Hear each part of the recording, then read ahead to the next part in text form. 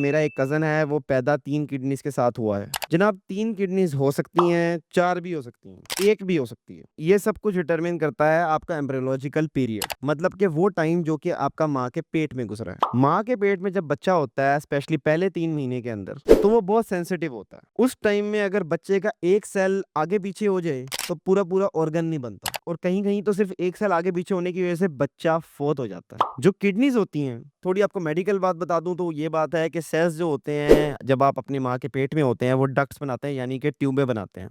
ये ट्यूबें हमारे पेट में होती हैं। इसी से ये हमारा जो रिप्रोडक्टिव सिस्टम है और जो यूरिनरी सिस्टम है वो बनता है। कुछ चीज़ें ऊपर आती हैं और कुछ चीज़ें नीचे जाती हैं, ताकि जब बच्चा माँ के पेट से निकले तो हर चीज़ अपनी जगह पर हो। जो औरतों की ओवरीज़ होती हैं और जो मर्दों के टेस्टिकल्स होते हैं, वो ऊपर से नीचे की तरफ आते हैं और जो किडनीज़ होती हैं, यानी कि गुर्दे, वो नीचे से ऊपर की तरफ आते हैं। कभी-कभार ये ऊपर अपनी जगह पे नहीं आ पाते और नीचे ही फँस जाते हैं, या फिर कभी-कभार कुछ हिस्सा ऊपर आ जाता है और जो नीचे हिस्सा बचा है वो भी एक गुर्दा बन जाता है और ऊपर वाले भी गुर्दे बन जाते हैं। इसके बाद जो नेक्स्ट क्वेश्चन है वो ये है कि